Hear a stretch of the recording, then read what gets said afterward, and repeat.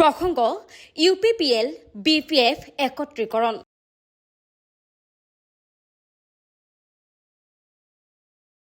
একত্ৰীকৰণৰ প্ৰসংগক এবিএমচিৰ সভাপতি দীপেন বড়োৱে সমৰ্থন দিয়াক লৈ চোকা সমালোচনা বিটিআৰৰ ইএম অৰূপ কুমাৰ দেৰ। আঞ্চলিক দলতকৈ ৰাষ্ট্ৰীয়তাবাদী বিজেপি দল বহু ওপৰত। দীপেন বড়োৰ দৰে নেতাৰ মন্তব্যত বহু বিশেষ গুৰুত্ব নিদিয়ে বিজেপি দলে।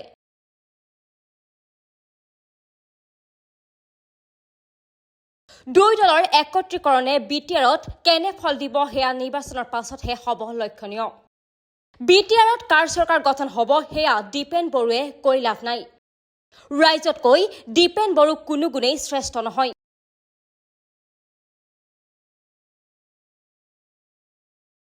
হঠাৎ এনেদৰে এবিএমচিৰ সভাপতি দীপেন বড়োৰ বিৰুদ্ধে সৰব হ'ল বিটিআৰৰ কাৰ্যবাহী সদস্য অৰূপ কুমাৰ দে। ৰৌতাৰ বৰঝাৰস্থিত পাগলা বাবা আশ্ৰমত উপস্থিত হৈ পুনৰবাৰ মুখ্যমন্ত্ৰীৰ একলা চলো নীতিৰ প্ৰসংগ উত্থাপন কৰিলে নেতাগৰাকীয়ে, যাৰ জৰিয়তে নেতাগৰাকীয়ে দিলে 2025ত বিজেপিয়ে অকলে নিৰ্বাচন খেলি বিটিআৰ দখলৰ হুংকাৰ।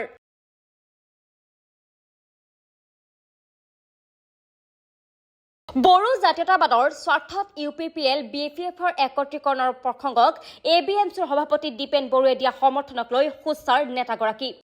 বিটিআৰত কাৰ চৰকাৰ গঠন হ'ব সেয়া দীপেন বড়োৱে কৈ লাভ নাই। গণতান্ত্ৰিক দেশত ৰাইজে বিটিআৰৰ গাদীত বহুৱাব বিজেপিক। ইমানৰ পাছতো ইএম অৰূপ কুমাৰ দেৰ মন্তব্য, ইউপিপিএলৰ সৈতে আমাৰ মিত্ৰতা এতিয়াও আছে। কোনোকালে ইউপিপিএলৰ সৈতে মিত্ৰতা ছেট কৰা নাই বিজেপিয়ে, কিন্তু এইবাৰ নিৰ্বাচন বিজেপিৰ বাবে হ'ব। শ্ৰেষ্ঠত প্ৰতিপন্নৰ যুঁজ।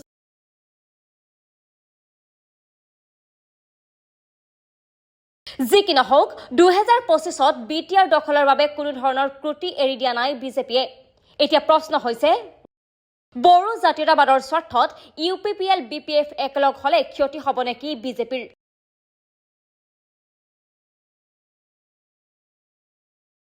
দীপেন বড়োৱে কোৱাৰ দৰে বিটিআৰ ৰাইজে বিচাৰে নেকি মাথো জাতীয়তাবাদী দল 2025ত?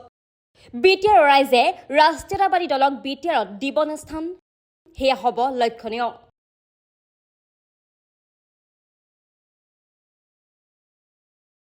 চিপৰ কথা নকওঁ, মই এজন শিক্ষিত ল'ৰা, পঢ়া শুনা কৰি ডাঙৰ হোৱা।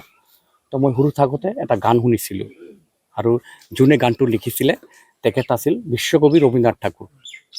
তেখেতৰ এটা গান যিটো ৱৰ্ল্ড ফেমাছ, চবেই গম পায়, প্ৰত্যেক কাষ্ট কমিউনিটি গম পায়। গানটো হ'ল, যদি তোৰ ডাক শুনে কেউ না আসে তবে একলা চলৰি। তো এই গানটোৰ লগত এইটোৰ অলপ মিল আছে। সেইকাৰণে আমি অহাবাৰ আমি মুখ্যমন্ত্ৰী কোৱা মতে অকলে আমি নিৰ্বাচনত প্ৰতিদ্বন্দ্বিতা কৰিম, অকলে। আৰু ৰাইজৰ মনত আমাৰ বিটিআৰৰ বহু কেইটা দলৰ চিন্তাধাৰাটো অলপ বেলেগ। তেওঁলোকেও ভাবিব লাগিব আৰু ভাবিব যে বিজেপি কিমান শক্তিশালী বিটিআৰত, এইটো অহা দিনত গম পোৱা যাব। এইটো আমাৰ লগত এই কথা নাই যে কোনে কাৰ লগত লগ হয়। আমি আমাৰ কাম কৰি যাম, আমি আমাৰ দলক আগবঢ়াই লৈ যাম, আৰু আমাৰ দলৰ যিটো মানে আইডিঅ'লজি, যিটো আমাৰ দলৰ ফিলচফি, এইটো চবেই ভাল পায়। তো সেইকাৰণে আপোনালোকে যে জইনিং কাৰ্যসূচীটো চাই আছে, অহাকাইলৈ ওদালগুৰি আছে জইনিং কাৰ্যসূচী, আপোনালোকে চাব যে আঞ্চলিক দলৰ মানুহেই সেই দল এৰি পেলাই বিজেপি দলত যোগদান কৰি আছে। এজন উকিল, এডভকেট, মানে ল' পাছ কৰি পেলাই, থিয়ৰী পাছ কৰি যোৱাৰ পিছত যেতিয়া কোৰ্টত এডভকেচি কৰে, তেতিয়া প্ৰেক্টিকেলটো বেলেগ আৰু থিয়ৰীটো বেলেগ। সেইকাৰণে কোৱা আৰু কৰাৰ মাজত বহুত পাৰ্থক্য থাকে। তো যোনে কৈ আছে যে মানে হেৰি হ'ব, তো সেইকাৰণে সেই সম্ভৱ নহ'ব। আমি এইবিলাক কথা কাণত নলওঁ, কাৰণ আমাৰ লক্ষ্যটো হ'ল কাম কৰি যোৱা, মানুহৰ সেৱা আগবঢ়োৱা। বিজেপি, অটল বিহাৰী বাজপেয়ীয়ে কৈছিলে যে বিজেপি দলটো মানে সেৱাৰ কাৰণে, মানুহক ছাৰ্ভিচ দিবৰ কাৰণে, তো মানে সংগঠন সেৱা যিটো মানে হেৰি কৈছিলে। তো সেইকাৰণে আমি আমাৰ কাম কৰি যাম, আৰু আমাৰ কামৰ প্ৰতি আকৃষ্ট হৈ প্ৰত্যেক কাষ্ট কমিউনিটিৰ মানুহ আহি জইন কৰিব। কিয়ৰ ক্ষতি হ'ব? দুটা দল, যেতিয়া লাষ্ট ইলেকশ্যন হৈছিলে কেন্দ্ৰীয় ভিত্তিত, ইণ্ডিয়াৰ ইমানকেইটা দল মহাগঠবন্ধন বিজেপিৰ লগত প্ৰতিদ্বন্দ্বিতা কৰিছিল, পাৰিছেনে? যোৱাবাৰ অসমত বিজেপিৰ এগেইনষ্টত মহাগঠবন্ধন, পাৰিছেনে? এইবাৰ MP ইলেকশ্যনৰ সময়ত মহাজোঁট বন্ধন বিজেপিৰ এগেইনষ্টত পাৰিছেনে? তো বিজেপি দল ক'ত আৰু আঞ্চলিক দল ক'ত? কয় আমি কাম নকৰোঁ, আমি কাণ নিদিওঁ এইবিলাক। কোনে কি কয় কৈ থাকক, মানুহৰ মুখ আছে ক'বই, মুখ থাকিলেতো কথা ক'বই না। আৰু চবেই চবৰ নিজৰ দলটোক শ্ৰেষ্ঠ বুলি ভাবে, কিন্তু নিজৰ দলটোক কেতিয়া শ্ৰেষ্ঠ আমি পৰিচয়টো পাওঁ যেতিয়া ভোট হয়, ৰাইজে যেতিয়া ভোট দিয়ে।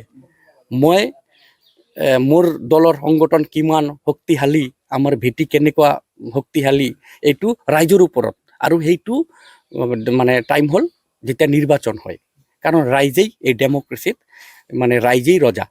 তো ৰাইজেই এনচাৰ দিব কোন দল শক্তিশালী আৰু কোন দল দুৰ্বল। এইটো কোনোবা লিডাৰে যদি কয় যে আমি এক হ'লে এইটো হৈ যাব, আমি এক হৈ এইটো কৰিব পাৰোঁ, ফলছ। কোন দল সংগঠন, কোন দল শক্তিশালী, এইটো ৰাইজৰ এনচাৰ। লিডাৰৰ মুখত এইবিলাক মানে ভেলিড নহয়, এইটোৱে। আৰু মিত্ৰতা আমাৰ আছে। মই আৰু একটা কথা স্পষ্ট কৰি দিওঁ, UPPৰ লগত আমাৰ মিত্ৰতা আছে। ধৰক আপোনাৰ লগত মোৰ ফ্ৰেণ্ডশ্বিপ আছে, আপুনি মোৰ বন্ধু, আপুনি যেনেকৈ সাংবাদিক, মই কৈ আছোঁ আপুনি মোৰ বন্ধু। যেতিয়া এক্সাম আহিব তেতিয়া আপুনি বন্ধু কাৰণে কি মই পঢ়া শুনা কমাই দিম নেকি?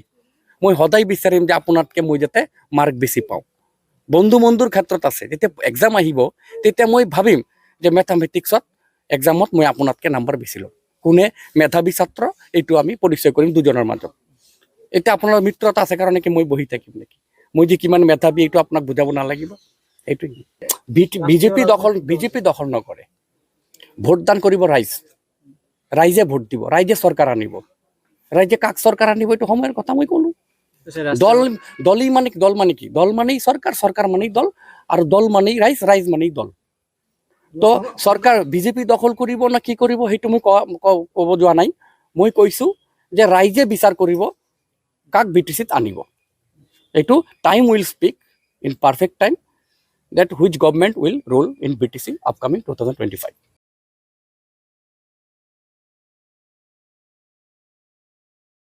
News Desk Report, Times Media 24.